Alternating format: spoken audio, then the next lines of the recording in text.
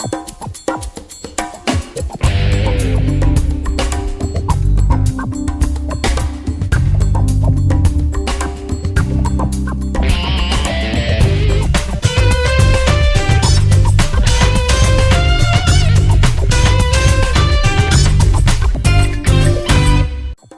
noite, minha querida Goiânia, boa noite, meu querido estado de Goiás. Está começando mais o Nossa Gente para você aqui na Fonte TV, canal 5 para a Grande Goiânia, canal 4 para quem tem net, 9 para Anápolis e região, 16 Águas Lindas em torno de Brasília e pela parabólica para todo o estado de Goiás.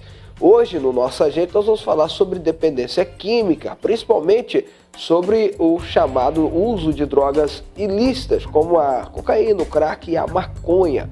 O uso de entorpecentes é considerado um problema de saúde pública e deve ser tratado como tal. Hoje nós vamos discutir os motivos que levam as pessoas a entrarem nesse mundo e as dificuldades para superá-lo.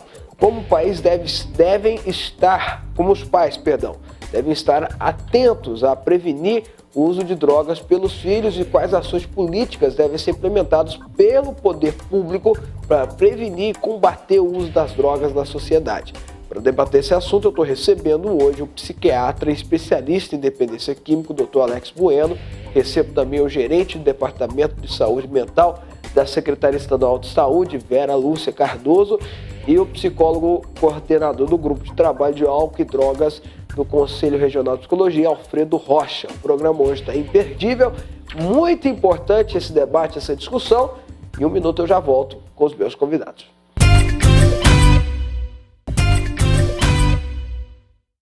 Bom, as drogas roubam um tempo precioso da existência de muitas pessoas, quando não toda a vida. Você vai conhecer algumas dessas histórias. Gente que por vários motivos entrou nesse caminho que é quase sem volta. Põe na tela.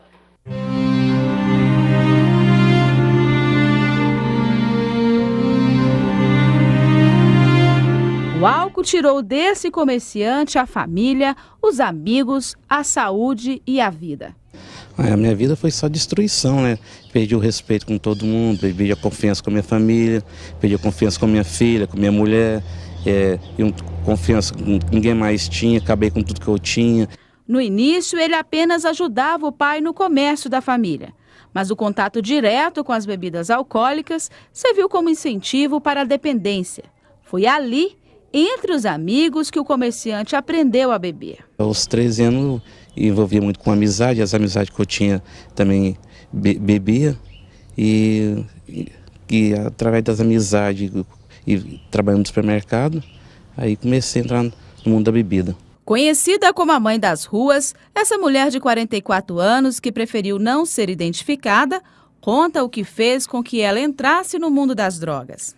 Perdi as pessoas mais importantes da minha vida. É o resumindo que fez eu verdadeiramente entrar no mundo das drogas. Morando nas ruas de Goiânia há mais de 20 anos, ela relata a triste realidade dos usuários de drogas. Muitos deles, jovens que saíram de casa por causa da dependência química.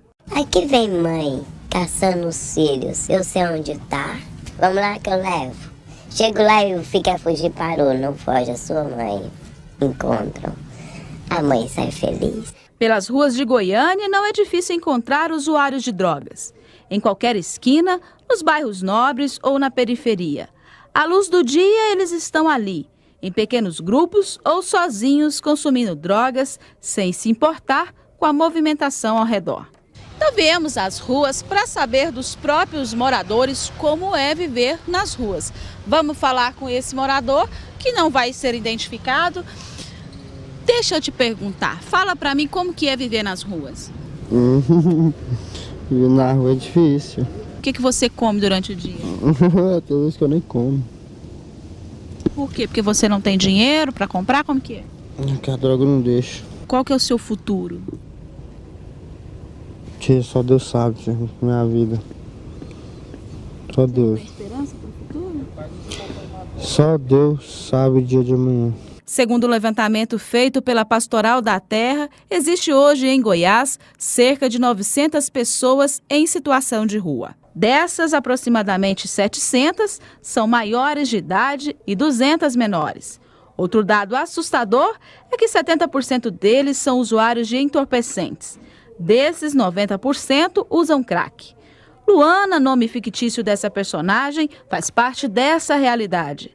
Ela vive nas ruas desde quando conheceu as drogas. Começou com a maconha e hoje é dependente do crack. É fácil comprar drogas?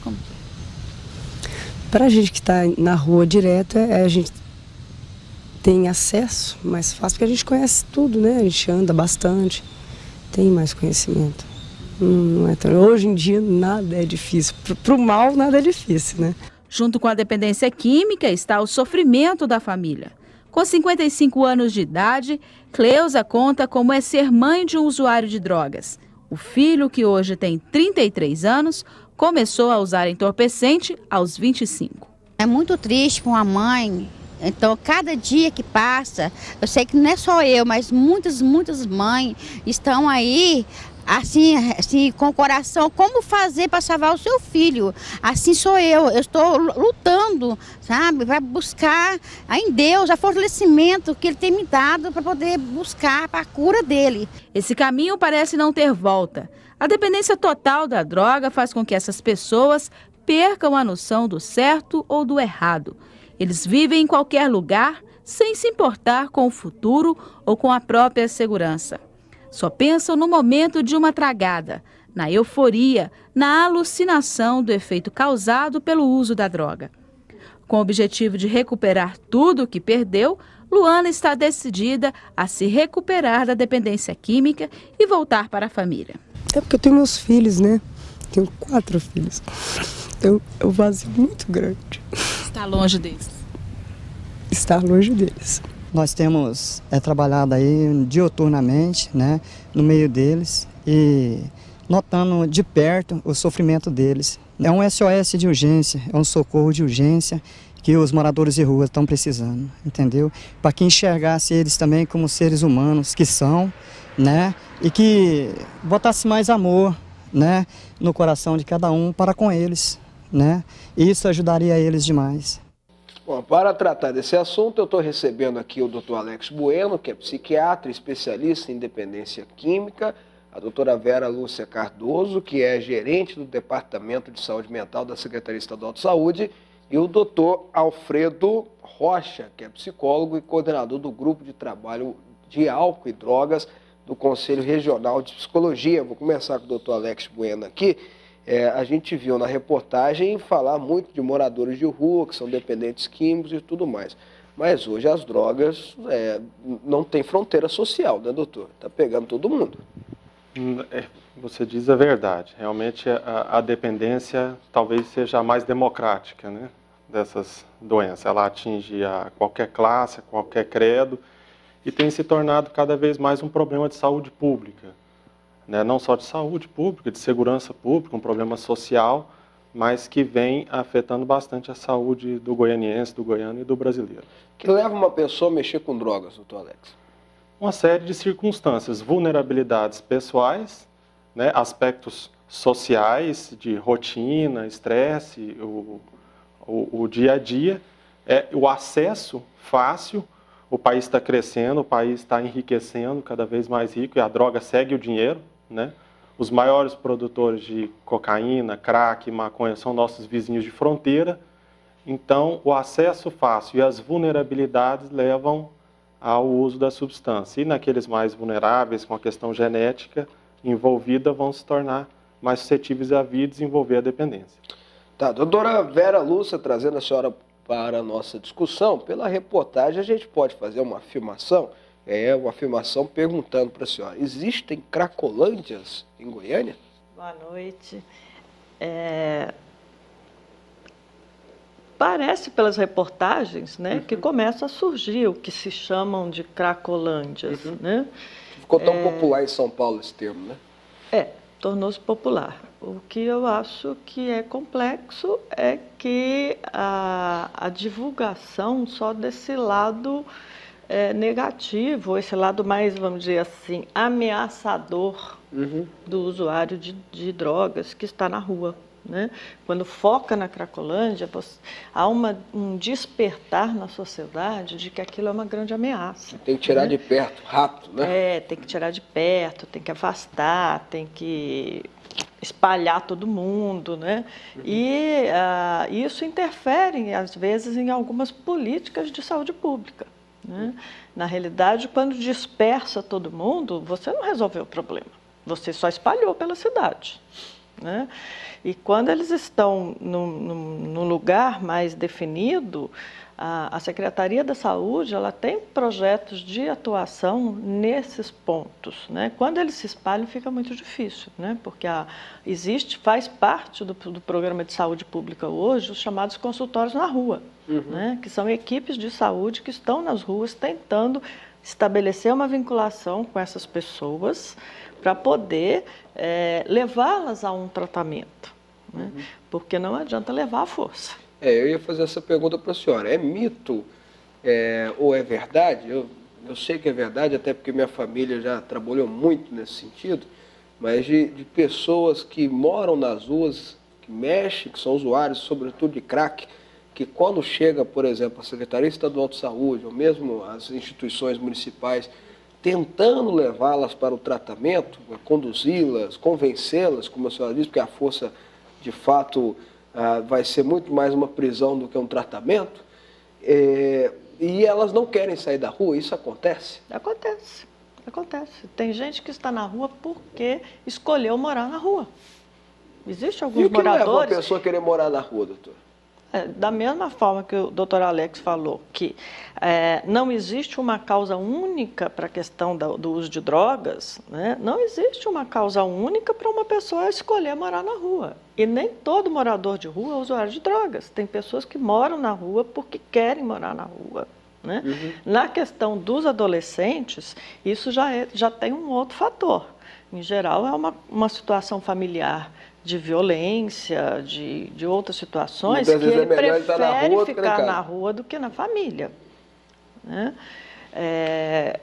E aí eu acho que a intervenção tem que ser uma intervenção muito mais nessa família do que nesse adolescente que está na rua.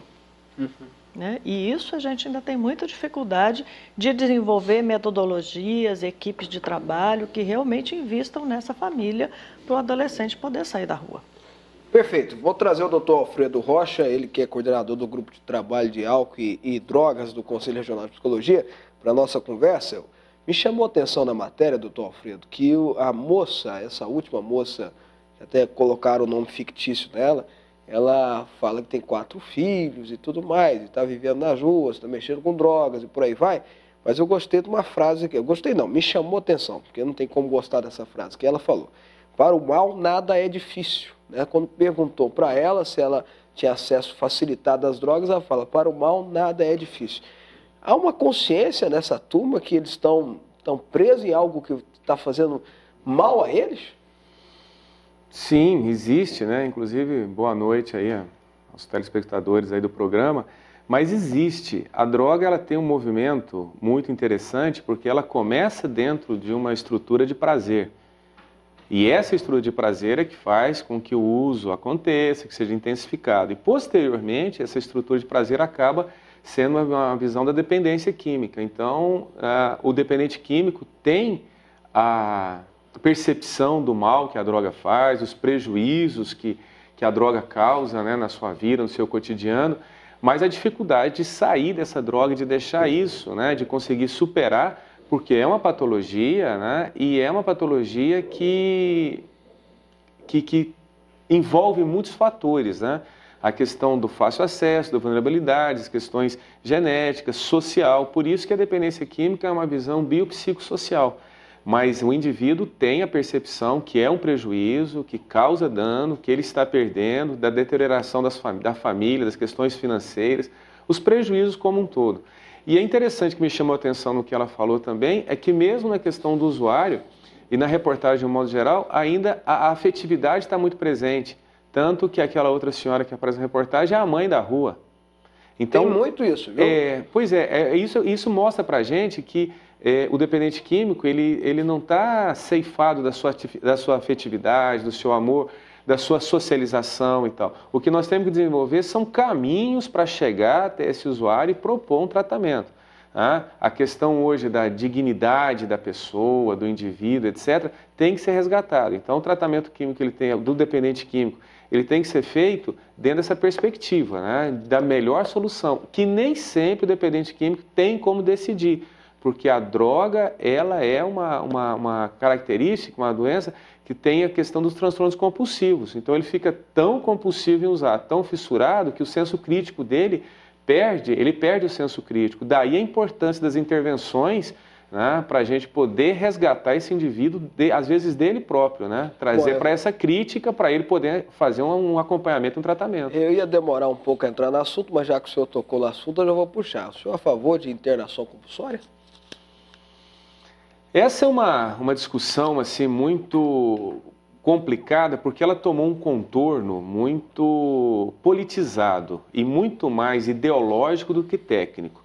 E até aproveitar esse espaço aqui para falar que hoje a discussão da dependência química no Brasil, ela está muito mais num viés ideológico do que técnico. E isso é um problema que nós enfrentamos. Quando se trata de saúde, é um perigo. É um perigo, dentro da visão técnica. Agora, independente da palavra compulsória, que ela assusta qualquer um, o que eu tenho para dizer sobre essa questão é que, muitas vezes, nos casos, a intervenção é necessária, porque o indivíduo está num padrão de uso ou numa compulsão de uso em que ele não consegue, por si só, parar. Ele até sabe do prejuízo. Então, quando você consegue tirar o indivíduo daquele meio, fazer com que ele pare, dar assistência para ele, fazer o processo de intoxicação, ele tem uma capacidade maior de tomar uma decisão. O indivíduo compulsivo, no estado compulsivo do uso de drogas, a dificuldade, a probabilidade dele conseguir efetivamente tomar uma decisão que não seja voltada para as drogas é muito pequena, é muito baixa. Por isso, daí a necessidade das intervenções do serviço de saúde. Então, é esse caso, se o nome é internação compulsória, eu concordo. Mas que, em muitos casos, nós temos que fazer intervenção pontual, porque o indivíduo não consegue. E aí sozinho ele não sabe. Não, e nós podemos ver isso aí nos casos, né? Aquele caso que aconteceu em Anápolis recentemente, né? Daquele homicídio dependente químico. A questão corriqueira que tem nas famílias, das agressões, os roubos, os furtos dentro de casa, tudo isso para alimentar o vício. Nesse momento, a intervenção é importante.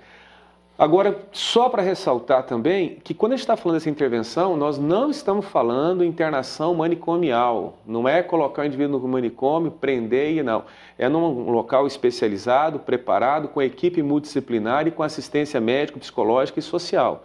Não é isolar, não é colocar o indivíduo atrás de um muro para esconder da sociedade. Isso, inclusive, essa ideia de manicômio hoje, ela tem que ser abolida, porque nem a sociedade aceita mais isso, né? Com essa questão toda de redes sociais aí, qualquer pessoa hoje que for maltratada, ela tem como filmar e denunciar.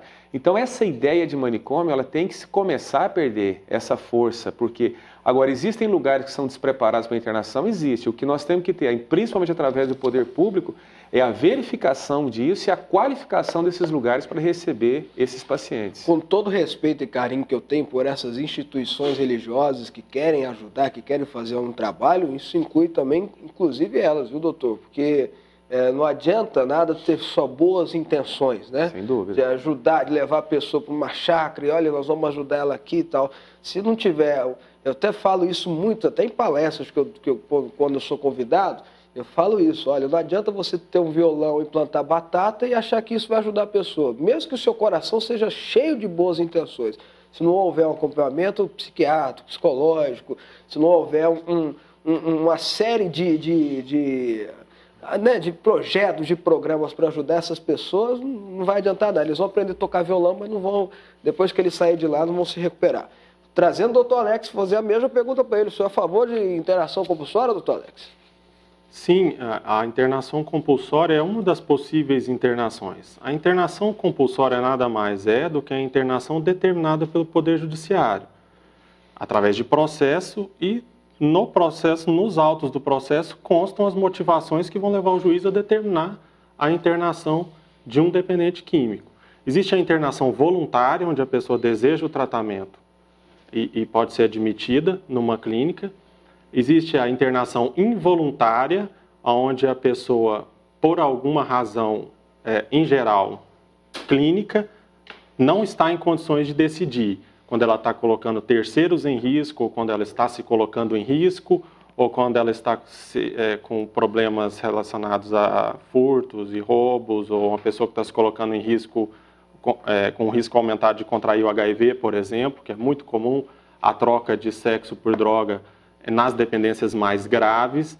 Então, nesses casos, o paciente pode ser internado contra a vontade dele, desde que um familiar concorde com aquela internação. Essa seria a involuntária.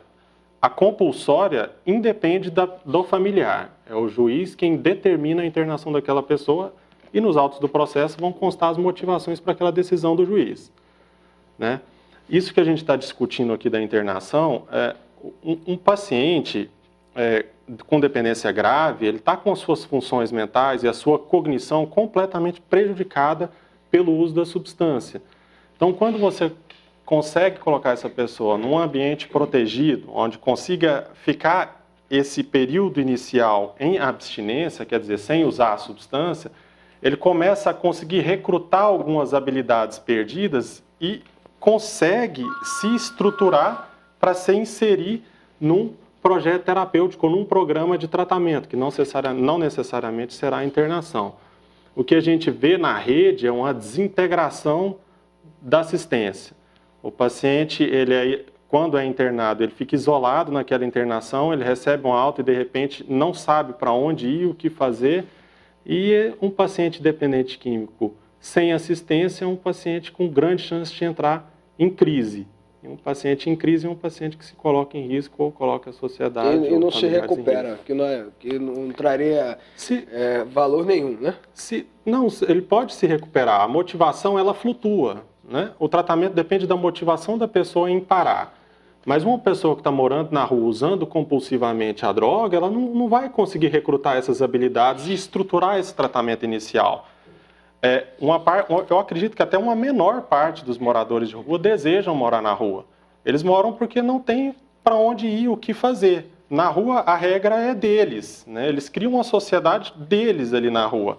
O uso não vai ser criticado, o acesso é muito fácil, as condutas não vão estar sendo criticadas, né? Então, cria-se uma sociedade ali entre os moradores de rua. Por isso, essas cracolândias vão disseminando, é um estilo de vida quase. Mas, na maioria das vezes, é o juízo crítico prejudicado e essas funções cognitivas e mentais estando alteradas, essa pessoa não vai conseguir recrutar essas habilidades mínimas para iniciar um tratamento e a manutenção da abstinência a longo prazo. Uhum. Né? Tá ok, deixa eu só fazer, antes de eu chamar o intervalo, trazer a doutora Vera para essa discussão, até porque, doutora Vera, vou usar até uma expressão que o doutor Alfredo usou, mas acho que vocês vão me entender. Ele falou que a gente não pode discutir esse assunto de forma ideológica.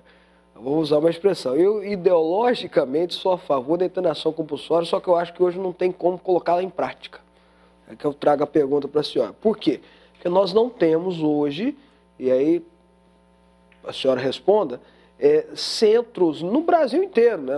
Não estou falando algo que é exclusivo de Goiás, de Goiânia, é do Brasil inteiro. Lugares adequados para receber essa turma que vai ser obrigatoriamente pela justiça ou por sua família, ou mesmo aquela que vai tomar iniciativa.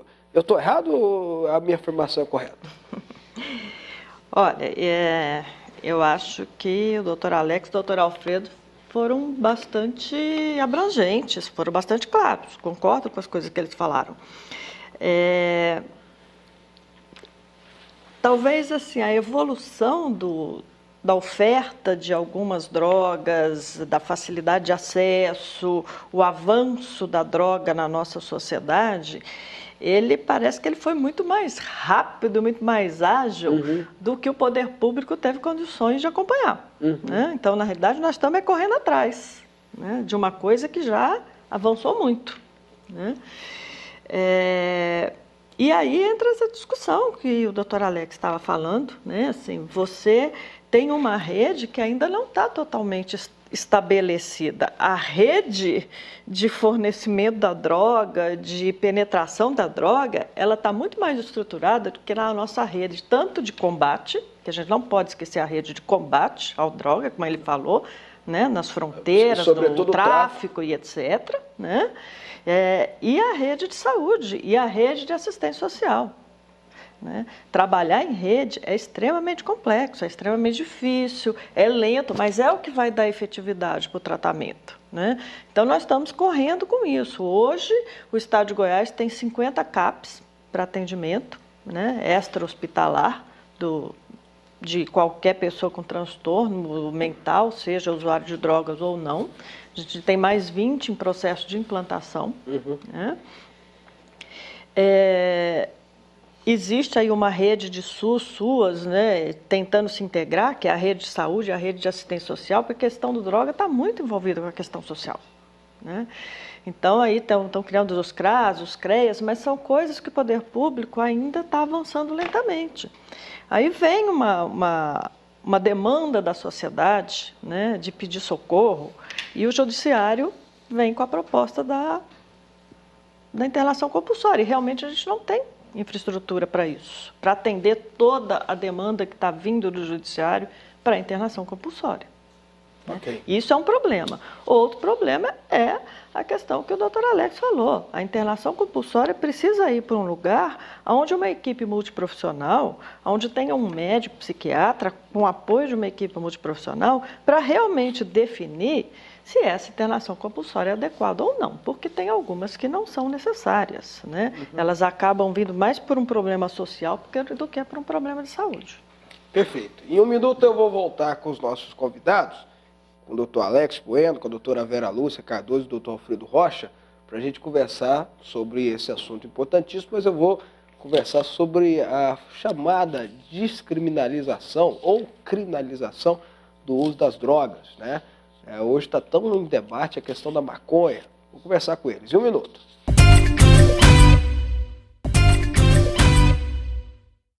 Bom, eu estou recebendo aqui hoje o doutor Alex Bueno, que é psiquiatra e especialista em dependência química, a doutora Vera Lúcia Cardoso, gerente do Departamento de Saúde Mental da Secretaria Estadual de Saúde, e o doutor Alfredo Rocha, que é psicólogo e coordenador do Grupo de Trabalho de Álcool e Drogas do Conselho Regional de Psicologia. Eu estou conversando com eles sobre tratamento de pessoas que são viciadas, que são dependentes químicos, e também sobre como combater esse mal, desculpa a expressão, mas eu não encontro outra, essa desgraça social que é hoje as drogas. A gente estava conversando em off aqui, eu quero trazer esse assunto para cá, sobre as comunidades terapêuticas, sobre o CREDEC, que está em fase de construção, até porque está se debatendo tanto internação compulsória e precisa ter essas estruturas. Doutor Alfredo, qual que é a diferença? O doutor Alex estava colocando que as comunidades terapêuticas não podem receber internação compulsória. O que seria uma comunidade terapêutica hoje que ajudaria as pessoas? As comunidades terapêuticas hoje, elas são... Aliás, até antes de falar nisso, em Campinas, foi criado a FEBRACT, a Federação Brasileira das Comunidades Terapêuticas, O padre Haroldo, que é conhecidíssimo nesse ramo, referência nesse assunto e tal, ele começou com a comunidade terapêutica e depois começou o funcionamento, e hoje existe a federação que, de certo modo, ela orienta o trabalho das comunidades terapêuticas. E para se tornar uma comunidade terapêutica, existe uma série de critérios. E talvez o mais importante deles, o principal critério que exista nisso, é comunidade terapêutica só aceita internações voluntárias. É um indivíduo que chega e quer se tratar.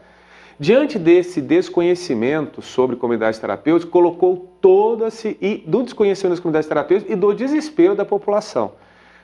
Surgiram-se aí várias instituições de internações, cunhos religiosos, cunhos sociais, etc., aproveitadores e uma série de situações que se denominavam comunidades terapêuticas e faziam as barbaridades que a gente vê. O cárcere privado, as agressões, a falta de higiene e assim por diante.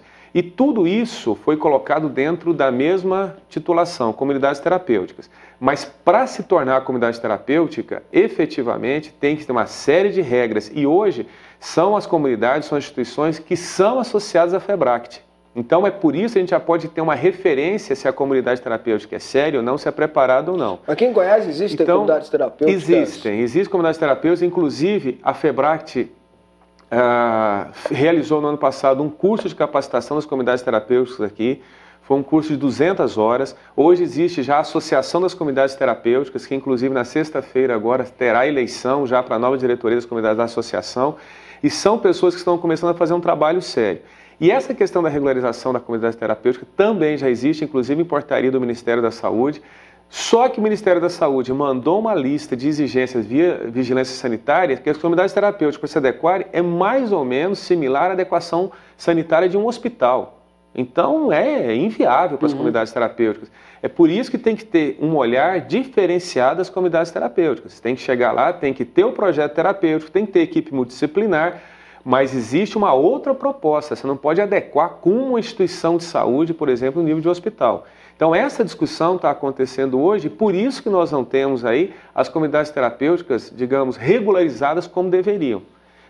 E o outro problema sério também é que para as comunidades terapêuticas entrarem no sistema SUS, elas têm que ter essa adequação, só que elas não conseguem se adequar.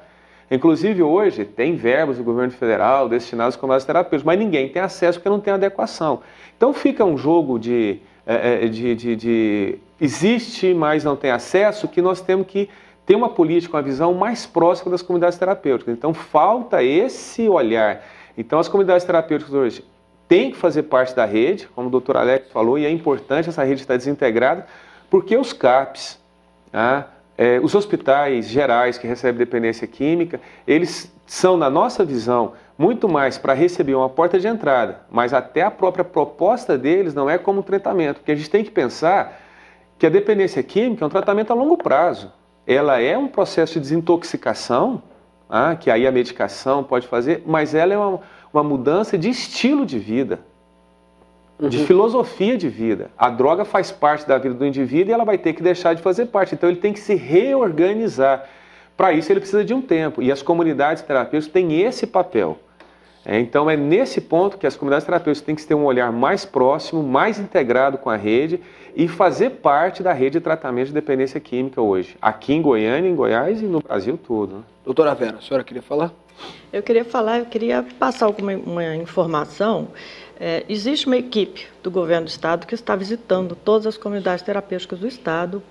Mais ou menos umas 100 comunidades já foram visitadas, né? E nessa primeira visita a essas 100 comunidades foi identificado que só uma tinha atestado de funcionamento da vigilância sanitária. Aí essa equipe passou todas as informações, orientou essas comunidades todas. Hoje são 20 comunidades terapêuticas que estão com atestado da vigilância sanitária já. São 20 que podem funcionar. Que estão com atestado de funcionamento da vigilância sanitária, ou seja, do ponto de vista da vigilância sanitária, elas têm condições. O mínimo necessário para funcionar, porque todo estabelecimento precisa de um atestado da vigilância sanitária, né? Então, é um processo isso. O governo do estado está indo, né, ajudar, assessorar, acompanhar as comunidades terapêuticas para que elas atinjam as exigências do Ministério da Saúde para conseguir receber a verba do Ministério da Saúde. Hoje, elas são vistas como assistência social. Se ela não tem médico, não tem psicólogo, não tem enfermeiro, ela não pode ser reconhecida como estabelecimento de saúde. Ela é um estabelecimento de assistência social. Então, isso está sendo feito gradativamente. Esse suporte do governo do estado está sendo gradativo para que elas evoluam. E elas estão evoluindo. Se em menos de um ano, mais de 20 já conseguiram atestado de vigilância sanitária, é porque está melhorando. Caminhando, né? Agora, eu queria discordar do que o doutor Alfredo falou, né? Assim, o CAPS não é só a porta de entrada, né? O CAPS é porta de entrada e é de trabalho de reinserção social. Ele é considerado dentro dessa rede, dessa tão falada rede, que ainda é falha, ainda está faltando mais serviços, ainda tem uma certa desarticulação. O CAPS é considerado o ponto estratégico da rede, porque é a partir dele, né, que se faz a inserção psicossocial, que é esse resgate da pessoa no dia a dia na comunidade. O CAPS não é um ambulatório. O CAPS é um projeto de trabalho na comunidade, né, de um trabalho técnico dentro da comunidade. Trabalha com a família, trabalha com a comunidade, trabalha com a escola, no caso dos adolescentes envolvidos com drogas. Então, o CAPS ele não é só a porta de entrada. Bom, trazer o doutor Alex para a nossa discussão sobre as comunidades terapêuticas, mas incluindo a opinião dele nesse assunto, eu vou fazer uma pergunta para ele. Existem casos de pessoas que conseguem sair das drogas sem a necessidade de internação, sem a necessidade de uma comunidade terapêutica, sem essa necessidade né, de alguém estar em cima dele, doutor? Claro, respondendo a pergunta primeiro, sim, com certeza. Né? Isso que o doutor Alfredo colocou. A pessoa, quando muda o seu estilo de vida, e não necessariamente vai precisar de um acompanhamento profissional para que mude esse estilo de vida, às vezes a motivação dentro da própria família, ou dentro da sua espiritualidade, ou por alguma outra razão, a pessoa consegue mudar esse estilo de vida, vai conseguir vencer essa questão da dependência, né? Ou pelo menos controlar, né? Estabilizar-se do quadro. Né? Então, nem sempre se faz necessário um acompanhamento profissional, mas o acompanhamento profissional vai abreviar esse tempo. Né? Falando um pouco sobre as comunidades terapêuticas, existe uma heterogeneidade muito grande entre as comunidades terapêuticas, porque o recurso humano mínimo para a instalação de uma comunidade terapêutica, ele é pequeno. Não se faz necessário a presença de um psicólogo, ou de um psiquiatra, de um assistente social, um educador físico, não. Precisam de pessoas, né, com o curso da Federação Brasileira de Comunidade Terapêutica e uma pessoa com o curso superior. Né? Então, existe uma heterogeneidade muito grande no funcionamento das comunidades terapêuticas. E elas não contemplam as necessidades de um paciente que vai precisar de mais recursos, de um atendimento multiprofissional, acompanhamento médico, uma desintoxicação com medicação e etc. Né? Então, a comunidade terapêutica, dentro da rede de assistência ao dependente químico, ela tem o seu papel e o seu papel é importante, principalmente nas internações voluntárias. Né? Dentro dessa rede de assistência ao dependente químico, seria necessária a existência dos CAPs, a existência de enfermarias para desintoxicação, a existência de enfermarias especializadas em dependência química, leitos psiquiátricos, porque às vezes o que o paciente dependente químico mais precisa naquele momento é o tratamento da sua comorbidade. Às vezes a pessoa tem duas doenças, por exemplo, esquizofrenia e dependência. E às vezes o quadro da esquizofrenia é muito mais grave naquele momento do que o da dependência. Então esse paciente vai precisar de uma assistência psiquiátrica inicial para posteriormente ser trabalhada a questão da prevenção de recaída. Né? Existem as moradias assistidas, as residências terapêuticas, as comunidades terapêuticas, e essa rede toda tem que ser integrada. Quando um paciente de determinada região da cidade está em determinado hospital, esse hospital tem que comunicar com aquela rede, aquela região de assistência, o CAPS, a moradia assistida, a residência terapêutica. Nós não temos esses recursos todos, né? Eu estou falando em termos ideais. Já deveria estar sabendo acompanhar esse caso para quando esse paciente recebesse alta, ele já tivesse inserido num projeto subsequente. O que fazer depois da internação?